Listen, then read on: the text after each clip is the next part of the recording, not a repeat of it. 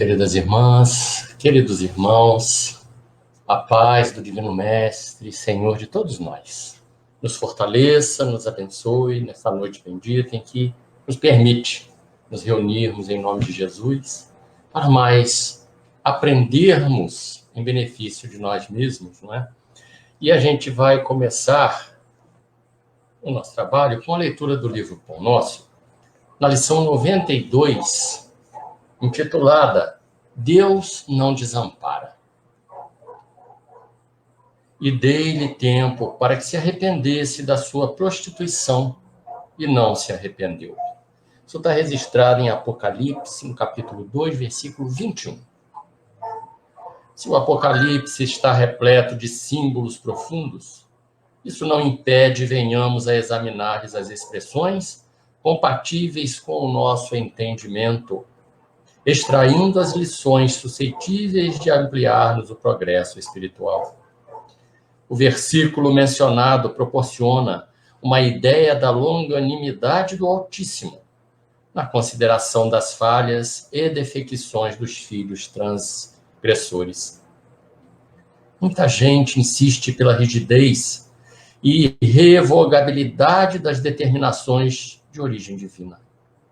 Entretanto, compete-nos reconhecer que os corações inclinados a semelhante interpretação ainda não conseguem analisar a essência sublime do amor que apaga dívidas escuras e faz nascer novo dia nos horizontes da alma. Se entre juízes terrestres existem providências fraternas, qual seja a da liberdade sob condição, seria o tribunal celeste constituído por inteligências mais duras e inflexíveis?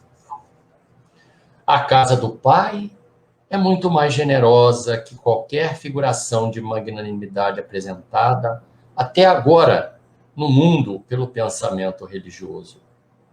Em seus celeiros abundantes, há empréstimos e moratórias, concessões de tempo e recursos que a mais vigorosa imaginação humana jamais calculará.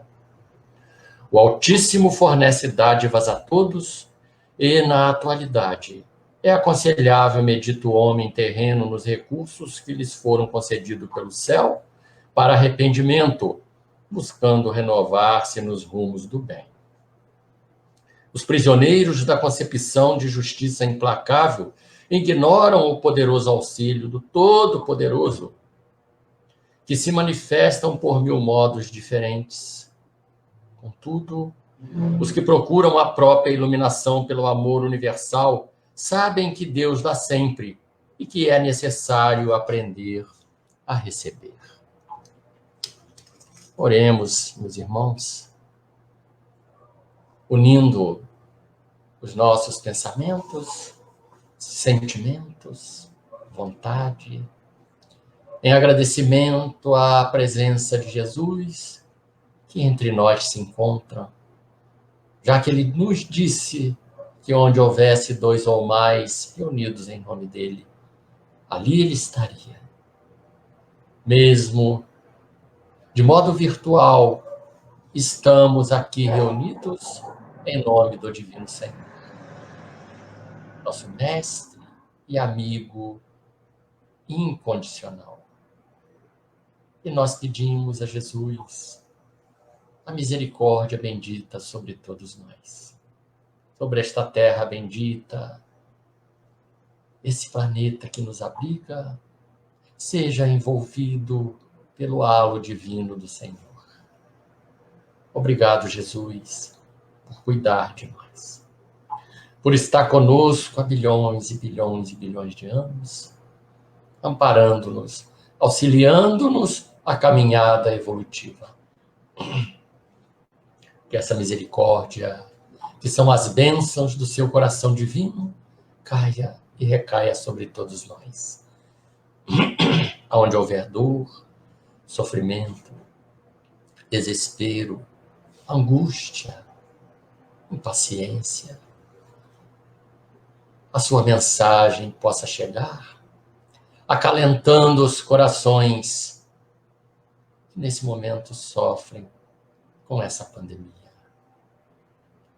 Que esteja, Senhor, esses fluidos de paz, harmonia e luz que emanam dos mais altos, mas também que emana de nós, de cada um de nós aqui reunidos, possa atingir os hospitais, os asilos, as ruas, os orfanatos, as prisões. Possam esses irmãos receberem, Senhor, a tua mão misericordiosa em seus sentimentos, sendo tocados, Senhor, para elevar o pensamento aos mais altos, agradecendo a tua bendita paz e o seu bendito amor. No mais, é de corações agradecidos que pedimos, Senhor, a tua permissão. A permissão desses mensageiros de luz que estão conosco, ombreando, lado a lado, nesse momento de dor e de dificuldades. Mas, acima de tudo e sobretudo, a permissão de Deus. Deus, nosso Pai Criador, nos permita iniciar o nosso trabalho com nossos corações agradecidos, Senhor. Muito obrigado. Muita paz, meus irmãos. Que Jesus nos fortaleça, nos abençoe hoje e sempre. Graças a Deus.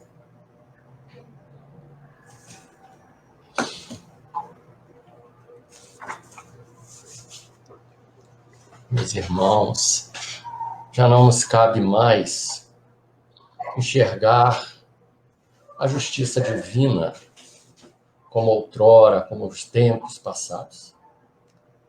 A doutrina espírita nos alenta, nos conforta, nos consola, quando numa página dessa magnitude nos diz que Deus, né, é longamente paciente, aguardando a nossa transformação.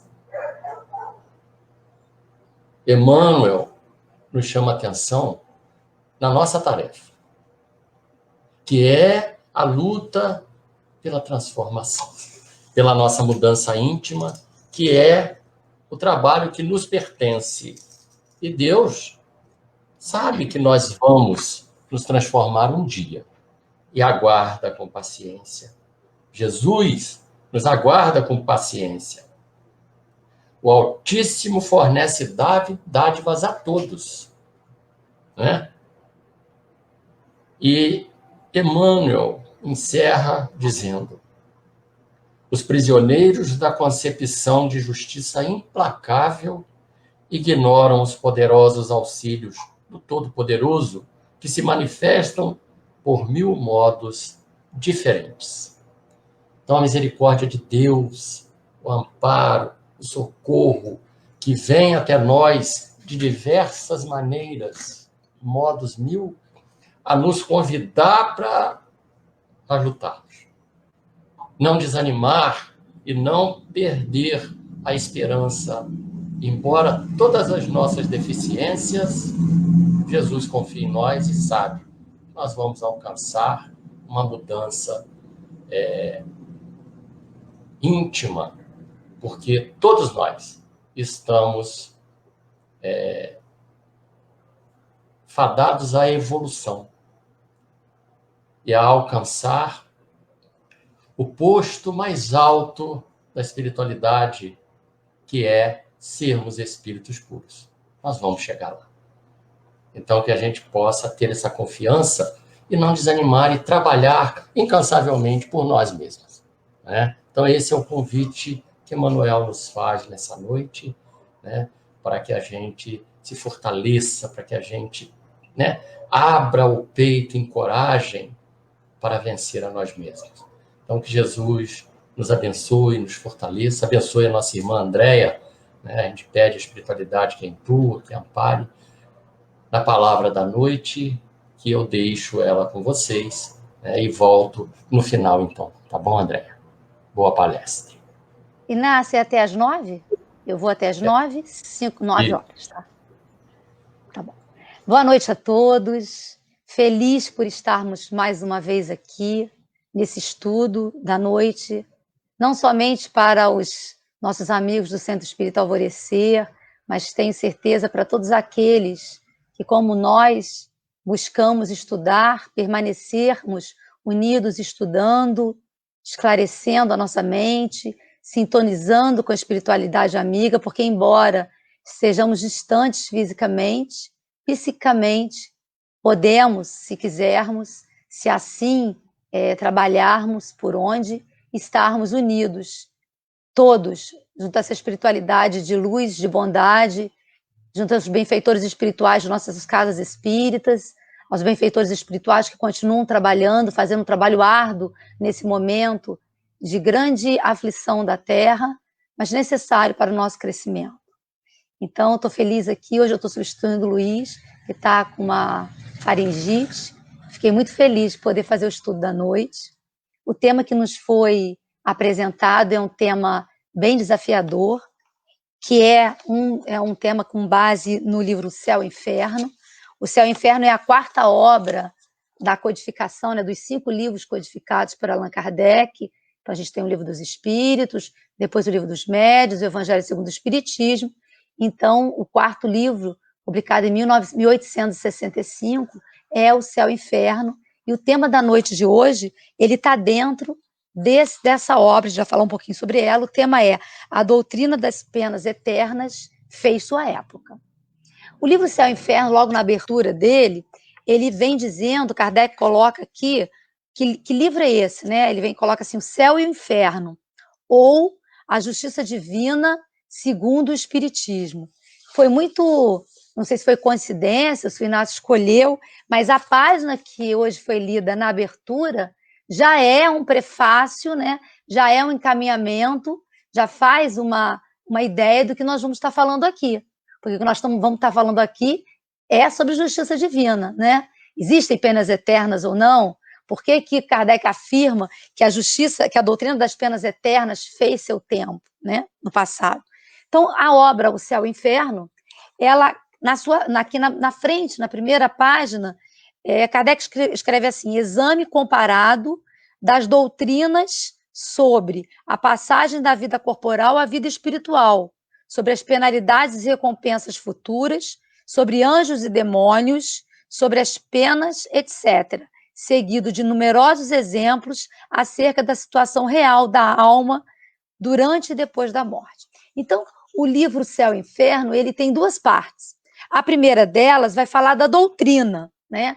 De todo o pensamento filosófico, toda a doutrina das penas eternas. Ele vai ter capítulos chamados Temor da Morte, sobre o céu, sobre o inferno, o purgatório, sobre os anjos, sobre os demônios, a doutrina das penas eternas. São vários capítulos que a primeira parte tem, tratando de todos esses temas, né? Então, é um livro que, se a gente pegar, nós estamos vendo um momento em que a gente está vendo um grande número de desencarnações.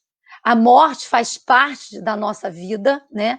Estar vivo insere que um dia iremos desencarnar, iremos morrer.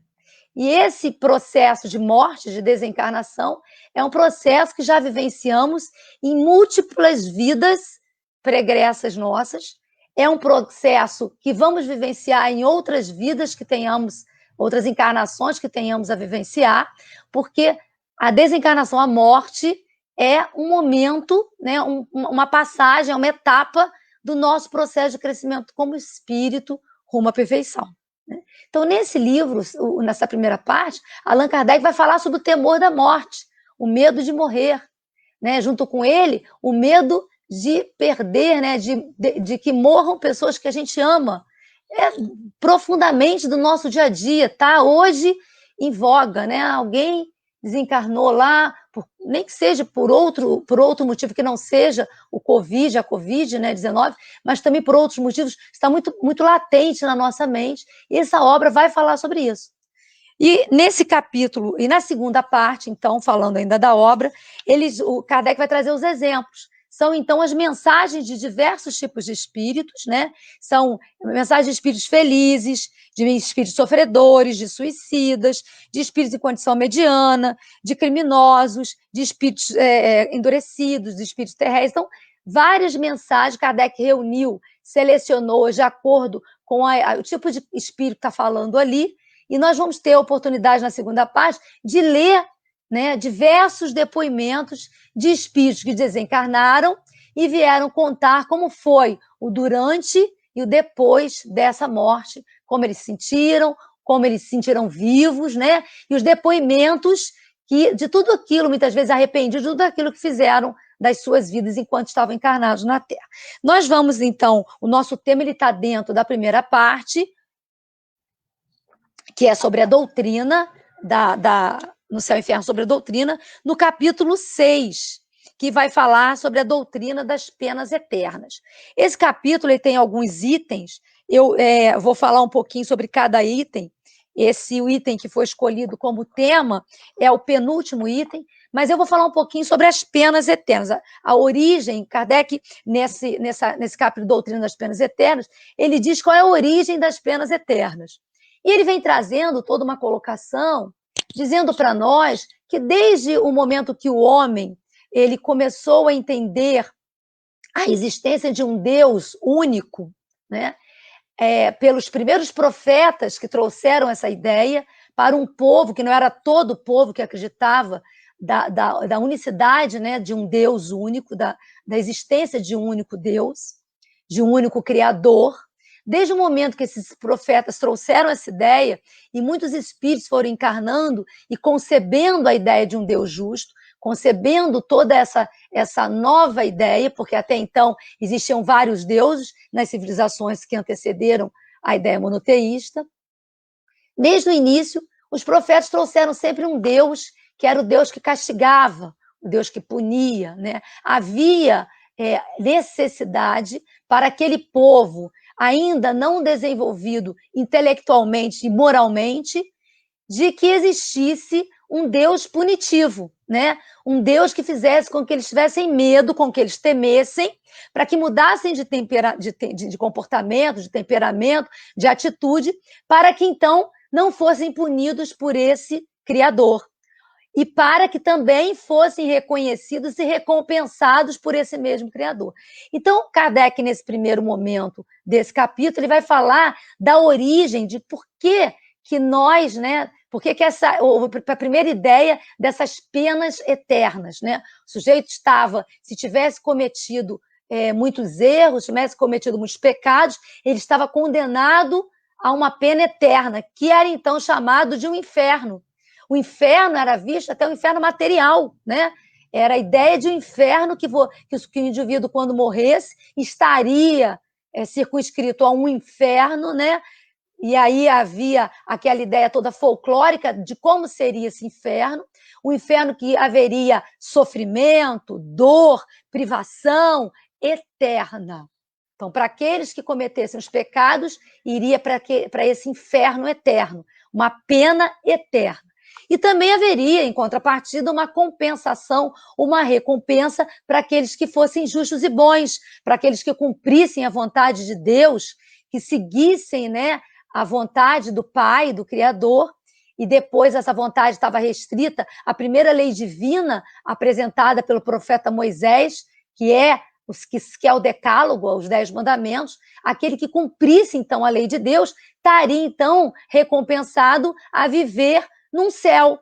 Também um céu materializado, né? Aquele céu representado pelos prazeres que a gente tem no mundo, né? Que é estar ocioso, junto aos anjos, ao lado de Deus, descansando, num céu materialmente composto, com todas aquelas regalias e privilégios que a gente tem ideia com os nossos prazeres materiais.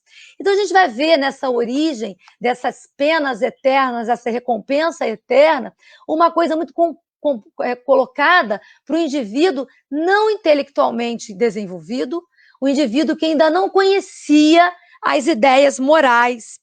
E o Kardec, logo no início, falando então da origem da doutrina das penas eternas, ele diz assim: a doutrina das penas eternas teve sua razão de ser, como a do inferno material, enquanto temor podia constituir um meio de frear os homens poucos adiantados intelectual e moralmente.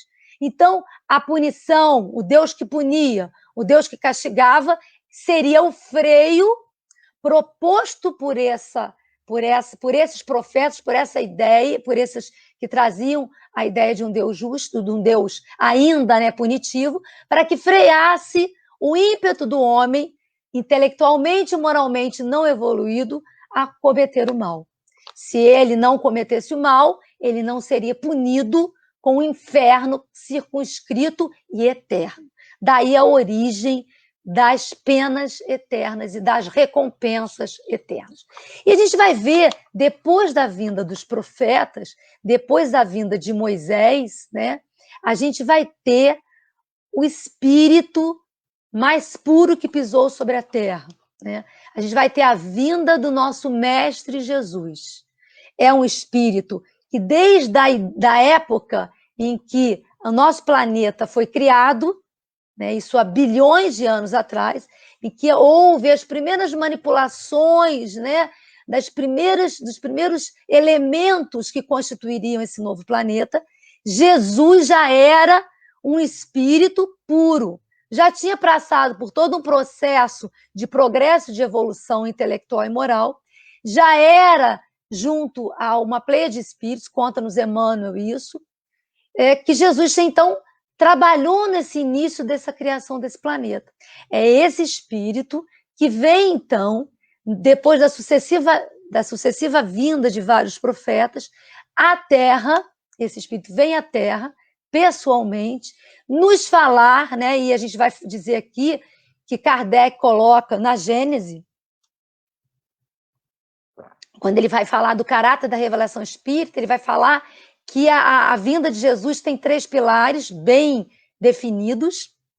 O primeiro deles é a ideia de um Deus justo e bom.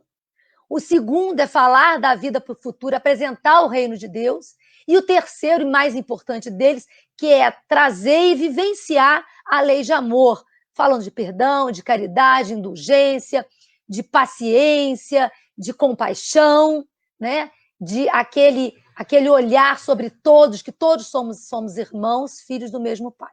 Então, quando vem Jesus, Jesus traz, e esse é um dos primeiros pilares do Cristo, a ideia de um Deus justo e bom, né? Um Deus único, um Deus onipresente, que está sempre presente entre nós, um Deus onisciente, que sabe de tudo, um Deus poderoso, que tem o poder, e não existe ninguém que tem o poder como esse Pai Criador. Ele vem falar de um Deus justo e bom, né? De um Deus que trata todos os seus filhos dentro das mesmas leis, ou seja, leis que não mudam, são leis imutáveis, é um Deus imutável, né? Um Deus que não muda o seu comportamento, o seu temperamento. Se o filho é mau, então Deus castiga. Se o filho é bom, então Deus ele recompensa. Como outrora, nessa ideia da doutrina das penas eternas, nós que estávamos encarnados nesse tempo também pensávamos. Jesus, né, que vem falar primeiro, né, logo depois da presença e da importante contribuição dos profetas, Jesus vem em pessoa falar de um Deus Pai. E ele fala em muitos momentos, né? Pai, perdoa-os, eles não sabem o que fazem. Né? Pai, sempre dizendo a palavra Pai. Nunca a gente vai ver Jesus se colocando como esse Pai, como depois a gente vai ver as religiões tradicionais, especialmente a religião apostólica, católica apostólica romana. Depois ela constituiu no Concílio de Nicéia a Trindade Universal e trouxe a ideia de Jesus divinizado, que Jesus seria Deus e o Espírito Santo. Jesus se coloca como filho, e é o que ele é, o nosso irmão, mestre superior, mas filho, espírito, né? Enquanto Deus não é um espírito. Deus é Deus, né? Em algum momento, no livro dos Espíritos, Kardec fala sobre os elementos gerais do universo, os Espíritos falam claramente que os elementos são o elemento espiritual e o elemento material, e que Deus não é nem formado do elemento espiritual, nem formado do elemento material, porque se o fosse, ele seria criação e não criador. Deus é Deus, o Pai, o Criador. E Jesus, quando vem, ele então quebra primeiramente, com essa ideia das penas eternas, porque ele nos apresenta um Deus justo e bom, um Deus misericordioso, um Deus que ama a todos os seus filhos. Jesus vem e coloca lá: ama o teu próximo e faz bem ao teu inimigo, né? Um Cristo, um Espírito, um mestre que fala isso, jamais iria defender um Deus punitivo, né? Um Deus que oferece a alguns filhos o céu e a muitos dos filhos, pecadores seria, no caso, o inferno. Jamais Jesus falaria isso. E Jesus mesmo, e aqui Kardec coloca no item 5 dessa primeira parte, ele fala o seguinte, que Jesus disse: muitas outras coisas vos direis se estivesses em estado de as compreender. E eis porque vos falo por parábolas, sobretudo no que diz respeito à moral, isto é, quer dizer, Jesus, ele não podia dizer tudo. Ele não podia vir explicar para nós, como mais tarde a gente viria a compreender com a mensagem dos Espíritos, que nós não estamos fadados a um céu e um inferno, né? Que nós não estamos fadados a uma recompensa eterna ou privilegiada ou imaterializada, formada por aquele céu, ou o inferno materialmente que nos punisse das nossas ações delituosas. Mas Jesus, a todo momento, ele que defendia a compaixão, a misericórdia, o amor, a justiça divina, o reino de Deus, né? Ele que defendia, né, a vida depois da vida, que é a vida futura. Ele que vinha falar de um Deus Pai justo e bom, jamais poderia falar de um Deus punitivo ou de penas que fossem eternas. Então, ele mesmo vem e diz que naquele momento ele não podia dizer tudo, que se pudesse ele faria, e por isso ele falaria por parábolas. Ele nos contaria histórias para que a gente pudesse a qualquer tempo ler, compreender e retirar dela o ensinamento moral, o ensinamento profundo que transforma, que modifica a nossa alma, o nosso espírito, a nossa vida. E essas parábolas, passados 2000 anos, são ainda muito para nós as novidades, aquilo que a gente nem pensou que pudesse. Nossa, Jesus estava querendo dizer isso quando contou aquela história. Como é atual, como aquela história que Jesus disse serve para os dias de hoje. Parece que ele falou ontem, parece que ele está falando agora para nós, porque na sua inteligência, na sua didática, como mestre dos mestres, ele falava por parábola, contava histórias que ficariam, né, eternizadas, não porque foram gravadas por ele, não porque foram escritas, porque Jesus escreveu, mas porque foram contadas pelos seus discípulos, às vezes muito tempo depois. João escreveu o seu evangelho muito tempo depois que Jesus morreu, Jesus desencarnou.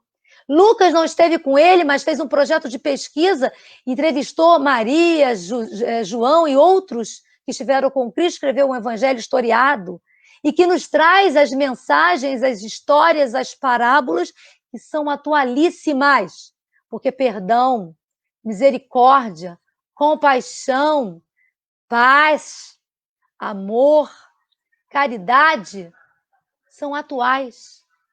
São sempre, foram sempre, são e serão sempre as virtudes que Jesus nos inspira, pelo seu exemplo, a praticar e a segui-lo.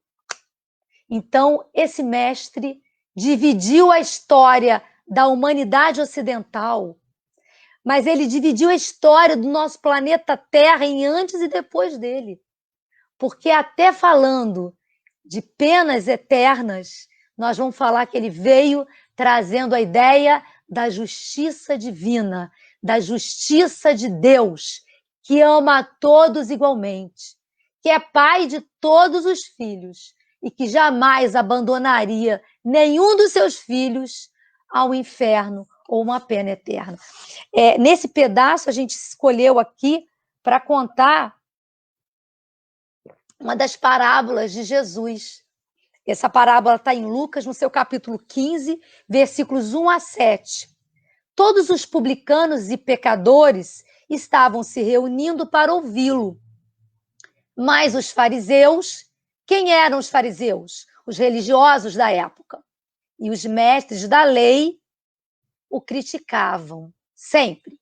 E sempre queriam colocar Jesus contra a parede e falam com ele assim: este homem recebe pecadores e come com eles. E aí Lucas diz assim: então Jesus lhes contou essa parábola. Qual de vocês, que possuindo 100 ovelhas e perdendo uma, não deixa as 99 no campo e vai atrás da ovelha perdida até encontrá-la? E quando a encontra, coloca alegremente nos ombros e vai para casa. Ao chegar, reúne os seus amigos e vizinhos e diz: alegrem-se comigo, pois encontrei minha ovelha perdida.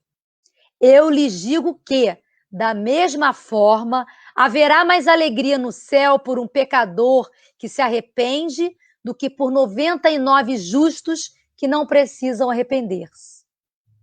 E depois, em João, capítulo 10, versículo 11, ele vem e diz: eu sou o bom pastor, e o bom pastor dá a vida pelas suas ovelhas. Então, esse é o Cristo, o amigo, o governador do planeta Terra, que nos ama igualmente, aos justos e aos injustos, aos bons e aos maus, aos que governam e aos que são governados, aos que corrompem e àqueles que sofrem os processos de corrupção, aqueles que estão fazendo hoje as ações de paz e de luz, como também aqueles que ainda andam pelo caminho, pelo vale das sombras e cometem as maiores iniquidades. É o mestre, o bom pastor, que governa o nosso planeta, que nos ama e que, com uma plei de espíritos, permite que se cumpram as leis divinas, a lei de amor, justiça, caridade e de misericórdia, e que jamais poderia oferecer penas eternas para os seus filhos. E aí, Kardec, ele nesse capítulo, falando das penas eternas, ele segue, e como Kardec é um grande didático, ele vai traçar para nós, né, quais são agora, no segundo item desse capítulo, os argumentos a favor das penas eternas. Ele coloca os argumentos e ele contrapõe os argumentos para que a gente possa realmente entender que jamais Deus poderia oferecer, né, dentro das suas leis divinas, penas eternas. O primeiro argumento seria o seguinte, que, de acordo com a doutrina das penas eternas, sancionada entre os homens, diz que a gravidade de uma ofensa é proporcionada à qualidade do ofendido. Então, é a ideia de que, se eu ofendi a lei de Deus, eu tenho que ser punido por esse Deus, né? Se eu ofendi Deus, eu hei de ser punido por Deus. Então, Deus coloca lá, dentro da sua lei, nós vamos falar aqui dos 10 mandamentos, por exemplo, não matarás, não cometerás adultério, né? Não irás ficar de olho na mulher do próximo. Qual seria a pena para isso? Se eu infringir uma lei, que é uma lei divina, que é uma lei de Deus, eu seria punido por Deus. E aí Kardec vem e coloca assim, reputação.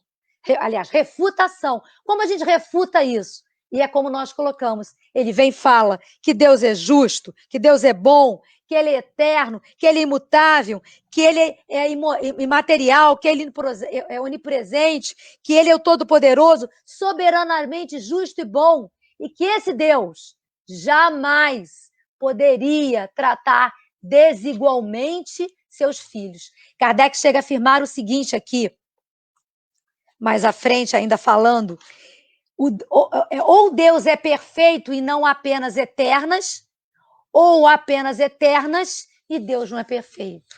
E nós sabemos que Deus, Pai Criador, que nos criou, que criou esse universo povoado de trilhões de planetas, onde vivem um número que eu não sei falar de humanos, né, de humanidade, complexo esses trilhões de planetas, reunidos em galáxias, com sistemas solares complexos, com bilhões de galáxias, um universo que continua se expandindo, ou seja, um pai inteligente como é.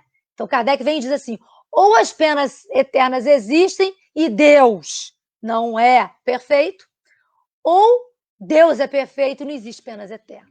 Então, ele refuta e ele vai, assim, explicando pormenoricamente, falando como a gente pode quebrar a doutrina das penas eternas. O segundo argumento seria o seguinte, a recompensa conferida aos bons, sendo eterna, deve ser, por corolário, a eterna a punição.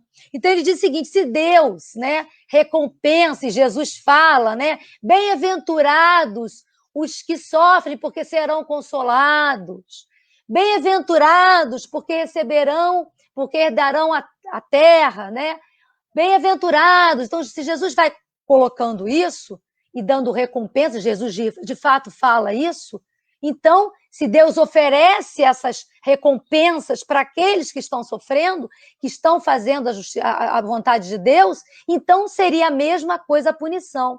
Só que nós vamos, e Kardec vai colocando aqui de uma maneira muito, muito clara, diz o seguinte, o temor é que Deus seria justo se recusasse a respeito os respectivos meios. Ele diz o seguinte, por que Deus não recompensaria o bom, né? E não aliviaria aquele que ainda comete o mal, mas que também tem a oportunidade de se arrepender e cometer o bem.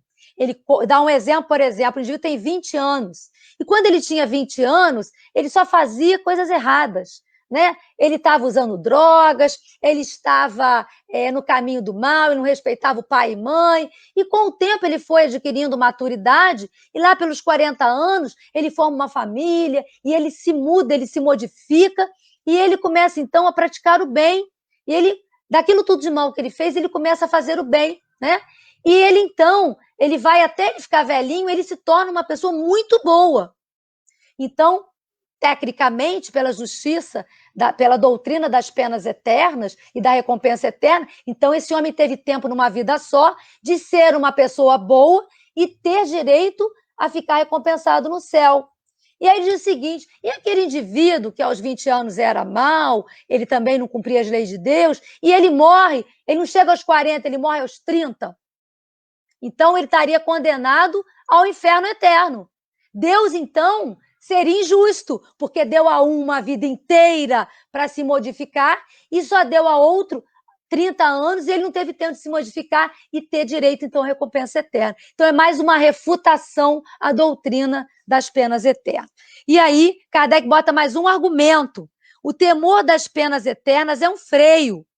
Anulando esse, o homem, por nada temer, se entregaria a todos os excessos, né? Então, a doutrina das penas eternas, trazida pelos profetas, né? Defendida por esses profetas, ela seria um freio, e que se não existir esse freio, o homem então vai cometendo mal. E a gente vai observar que tem muitas religiões que ainda se utilizam dessa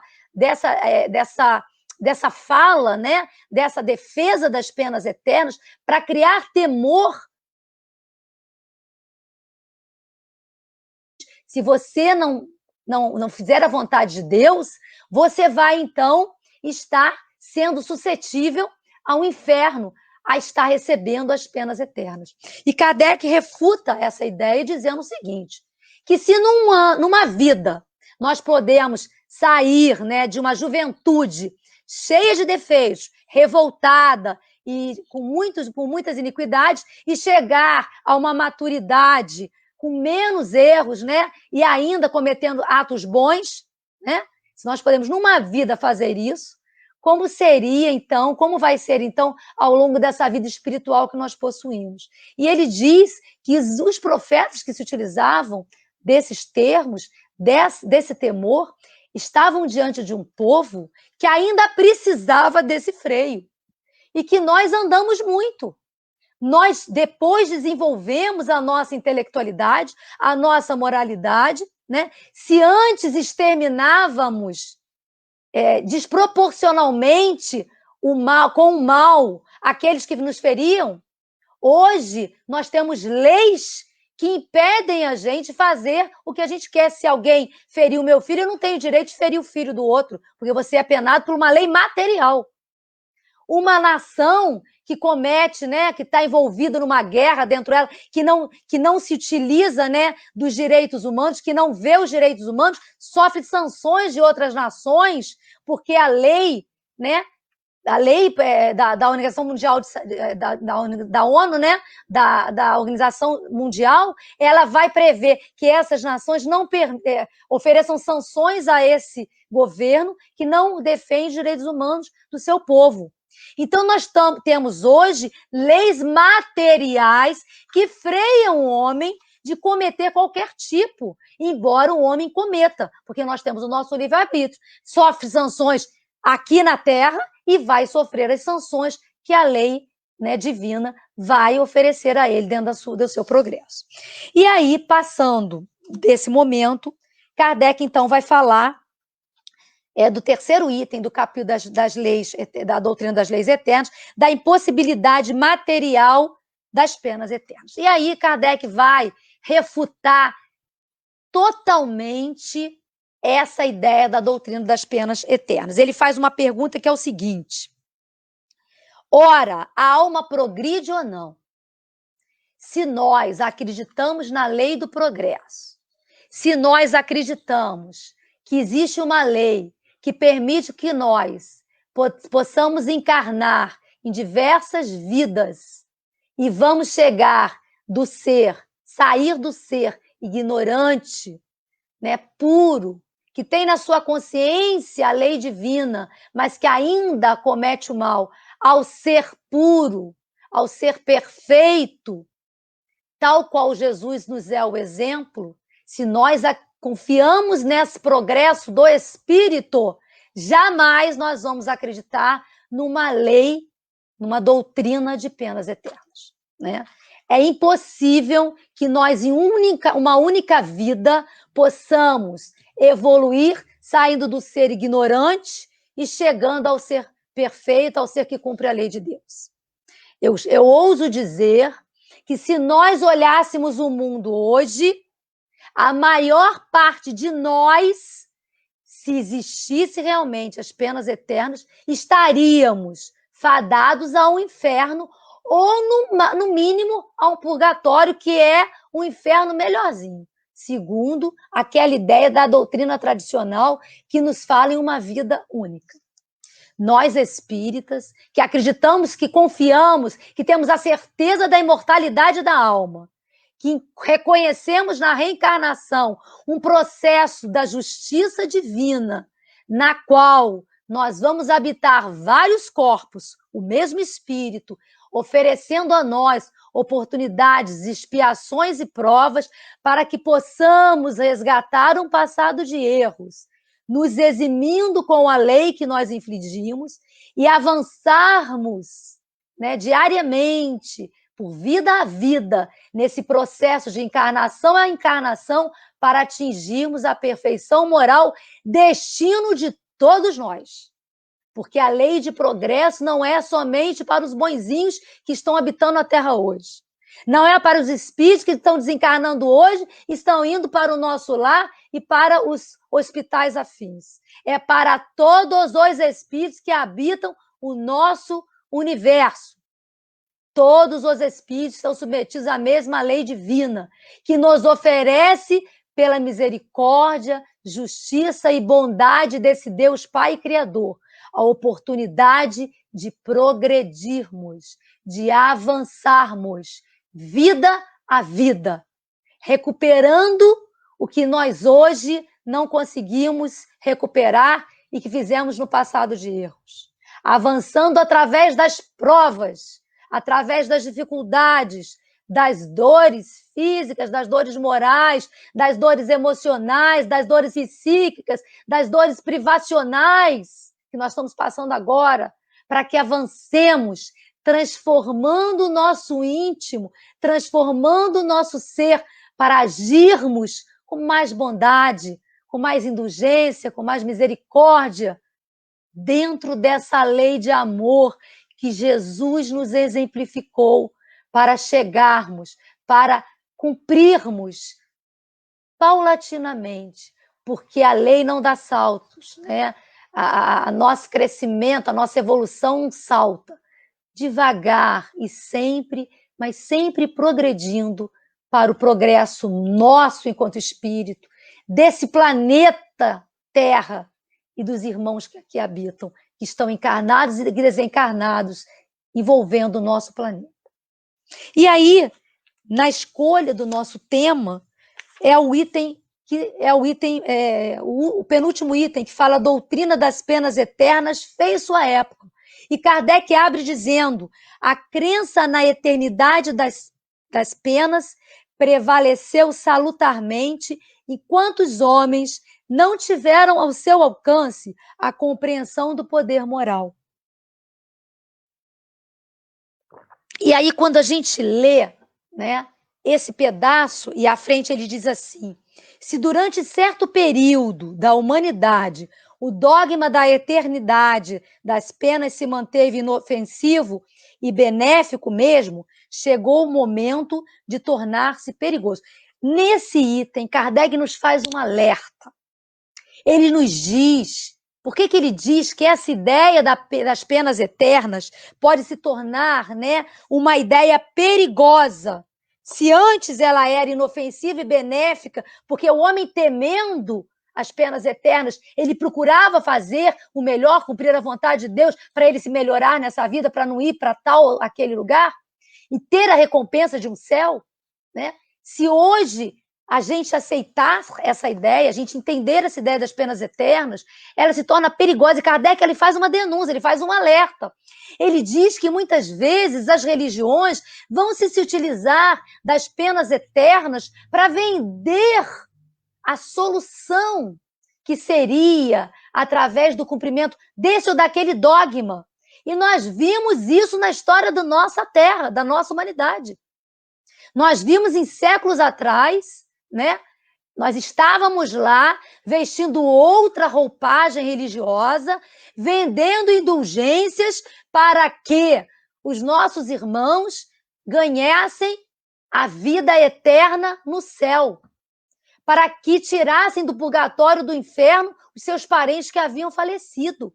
Nós estávamos lá, nessas religiões, cumprindo, né, fazendo dessa ideia, que aí, nesse momento, perigosa, para nos auferir recursos e empoderar as nossas vertentes religiosas, empoderar e financiar as nossas ações malévolas, porque essas mesmas vertentes religiosas, repito, que nós estávamos lá, matou, né, crucificou, incendiou, torturou irmãos nossos. E a gente lembra aqui de Joana d'Arc, médium. Ela dizia que falava com Deus.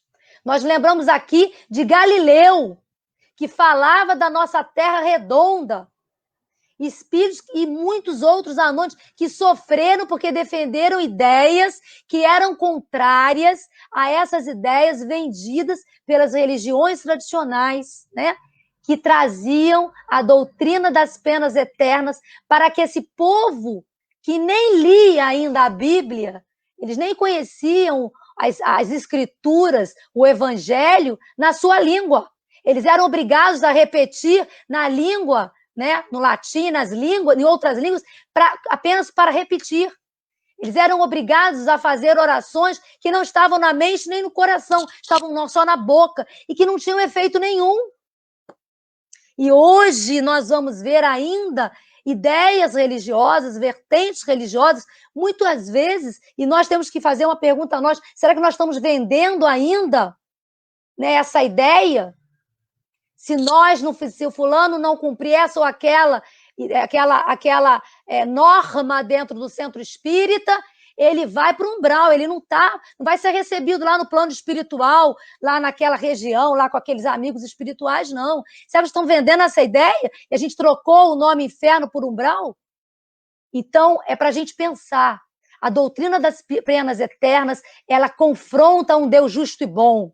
Ela confronta a ideia da imortalidade do espírito e confronta a ideia justa da lei de progresso.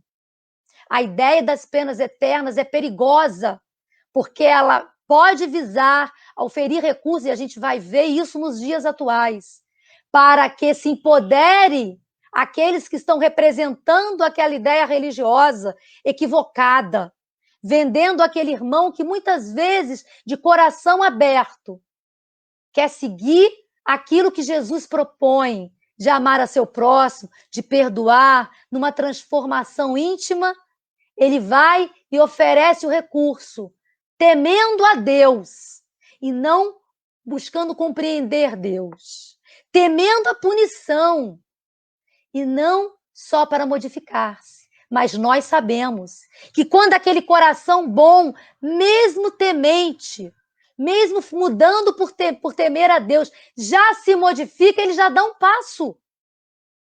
Ele já dá um passo rumo à sua mudança. Porque ninguém passa incólume quando vai fazer o bem ao outro.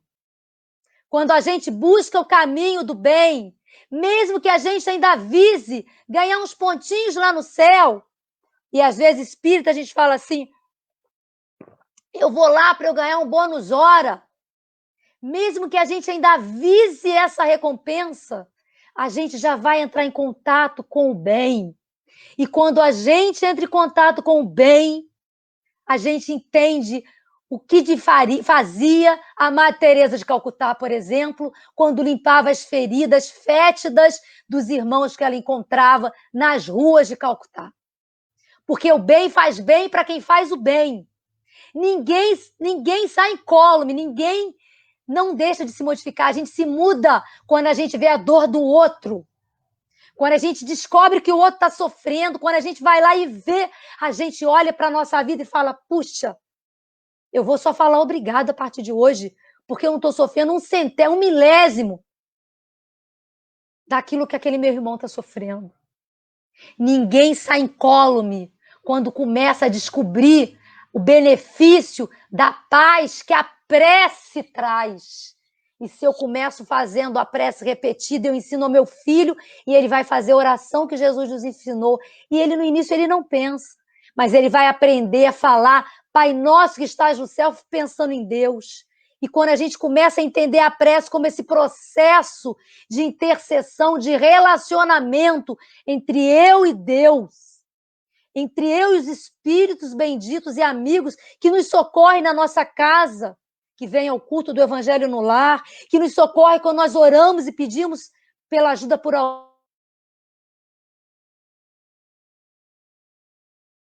nosso coração, pensamento, a nossa mente, a gente sai modificado. Mesmo que a gente comece fazendo, porque a gente sabe que a prece é necessária para que a gente eleve o nosso padrão vibratório e entre em contato com essa espiritualidade amiga. E a gente vai se modificando, aprendendo, a gente vai criando esse hábito, que é um hábito de modificação de comportamento. Mesmo aquele, né, que ainda hoje, embora fale das Escrituras, fale do Evangelho, fale coisas, porque nós vamos ver hoje, muitos, os fariseus de hoje, aqueles que são contra o Cristo, muitas vezes estão dentro das religiões, falando em nome de Jesus, contra aquilo que Jesus ensinou. Estão falando em nome de Jesus, mas não defendem o perdão, não defendem a paz, não defendem a conciliação.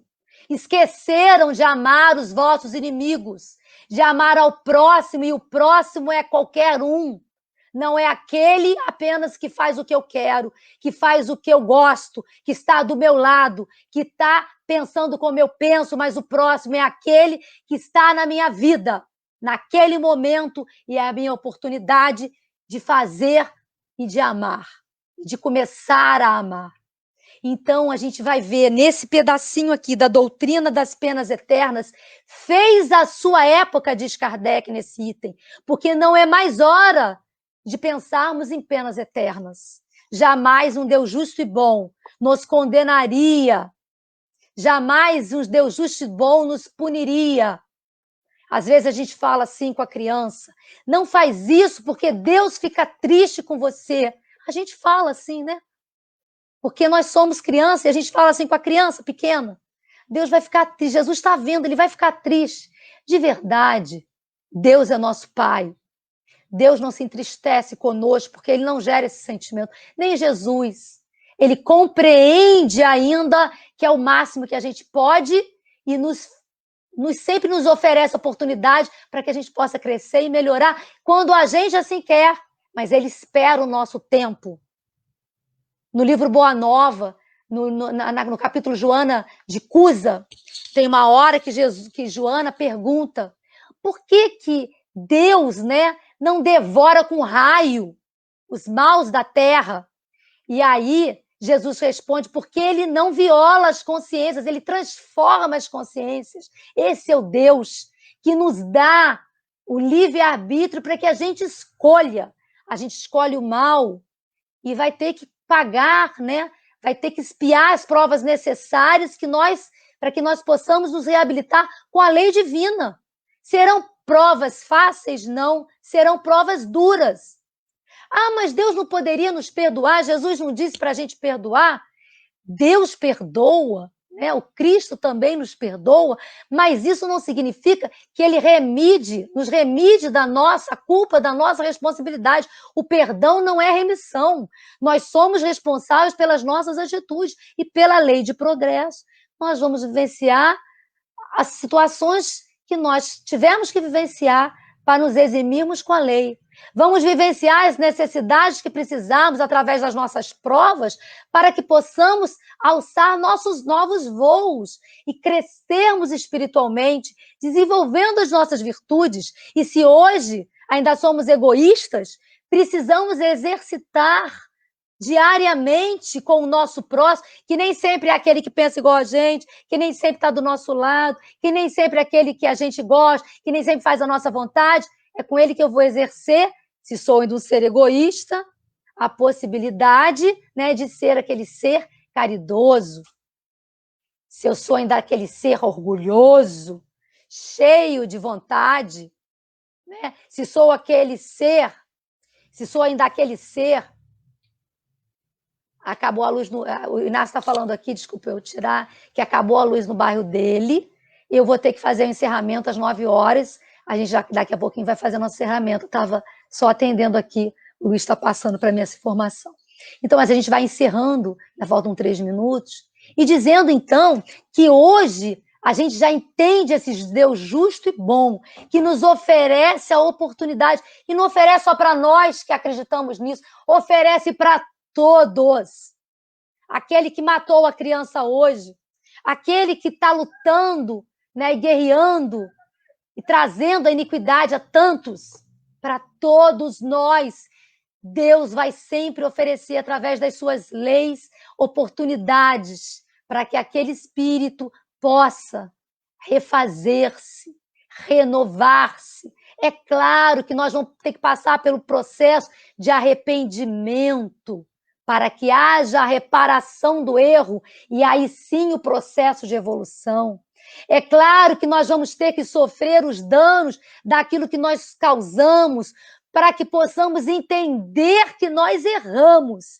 E nesse processo de arrependimento, nós então procurarmos a reparação, aqueles com os quais nós erramos. E aí conquistarmos a evolução, que já é o processo de desenvolvermos as virtudes da indulgência, da compaixão. Jamais um Deus vingativo. Quando a gente fala em justiça na terra, muitas vezes a gente fala da justiça que se vinga, porque o homem fez aquilo, a gente fala isso, né? Muitas vezes a gente nem pensa. Porque o indivíduo fez aquilo, ele merece aquilo. Porque Deus, eu acredito na vida após a morte, ele vai sofrer. Isso é vingança, não é justiça. A justiça de Deus, ela é de misericórdia. É por isso que na segunda parte, na terceira parte do Evangelho segundo o Espiritismo, onde fala das leis morais, na última lei está escrito lá, lei de amor, justiça e misericórdia. Lei de caridade, justiça e misericórdia. Porque a justiça, ela só existe, a justiça de Deus só existe com misericórdia e caridade. Não é uma lei que pune, é uma lei que dá oportunidade para que aquele indivíduo consiga entender que ele errou e se recuperar. Não é uma lei que abandona alguém ao inferno eterno. É uma lei que vai resgatar esse irmão, que momentaneamente pode ficar assim, numa região trevosa, porque essa região está ligada ao pensamento dele, que ainda é nas correntes do mal. Mas é uma lei que vai permitir que ele seja resgatado e que, de acordo com a lei divina, ele tenha a oportunidade de, numa nova vida, se recuperar, se arrepender, se reparar com a lei, em sucessivas vidas, vir nesse progresso de vida a vida, chegando à perfeição e à pureza, tal qual Jesus é o grande modelo. Eu espero que a gente tenha hoje conseguido trazer esse tema, um tema tão importante, um tema que a gente precisa ler para a gente compreender melhor, mas eu espero que tenha trazido, pelo menos fomentado a curiosidade para que a gente escute, leia, estude o céu e o inferno, que traz muitas mensagens nesse momento que a Terra está passando, de transição, em que tantas vidas estão indo. Então eu vou, em nome do Centro Espírita Alvorecer, agradecer aqui, primeiramente, ao convite, à oportunidade de estar falando, em nome do Centro Espírita Alvorecer, encerrar o estudo dessa noite, desejando muita paz a todos, que nós possamos, em oração, unidos agora, nesse momento final, orarmos por todos da Terra e para que todos tenhamos forças e coragem para vencermos as nossas iniquidades e crescermos espiritualmente.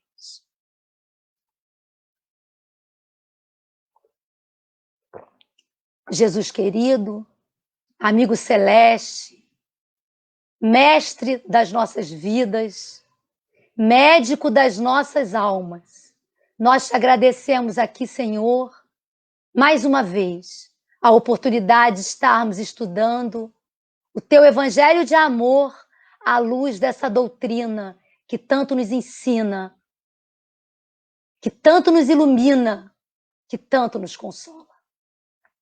Que possamos, Senhor Jesus, unidos em prece, psicamente envolvidos pela atmosfera dos benfeitores espirituais, dos trabalhadores do Cristo, que possamos nos unir a nele, Senhor, oferecendo o melhor de nós nessa prece, para que eles possam, Senhor, iluminar os lares que hoje estão em sofrimento, iluminar os hospitais onde tantos, lá recolhidos em sofrimento, passam pelas dores do corpo e da alma. Vivem os últimos momentos, Senhor, da sua vida corpórea. Estão em passagem, Senhor, para se encontrarem, reconhecerem na existência espiritual. Pedindo por aqueles senhores, Senhor, abandonados nas penitenciárias, recolhidos em asilos, em orfanatos, aqueles que abandonados na rua, Senhor, não têm um teto, um familiar, muitas vezes um abraço. Que a luz do teu amor, Jesus, os ilumine nesse instante. Te pedimos, Senhor, pelos que sofrem das dores atuais, das ansiedades, depressões, das tristezas profundas que muitas vezes nos levam ao suicídio, à negação e à morte. Que esses irmãos Jesus Cristo continuem, Senhor, iluminados, abençoados, que aqueles que o nosso coração e a nossa prece e a nossa mente pensa nesse momento sejam alcançados por essa prece, para que eles recebam, Senhor, a tua luz, as tuas bênçãos, a coragem que o teu amor inspira, as bênçãos, Senhor, que só a tua paz pode trazer a esses corações, aos nossos corações. Nós encerramos essa prece, agradecidos, Senhor, por estarmos na terra, gratos, Senhor, pelo teu amor, e que Deus, nosso Pai e Criador, continue abençoando a todos nós, encarnados e desencarnados, em que, em nome de Deus, possamos encerrar mais um estudo da noite de hoje com o nosso muito obrigado, Pai, e que assim seja.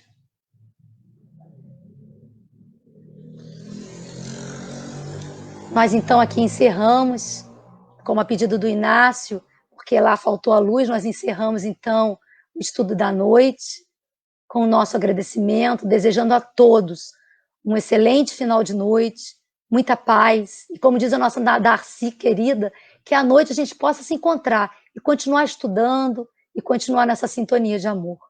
Boa noite a todos.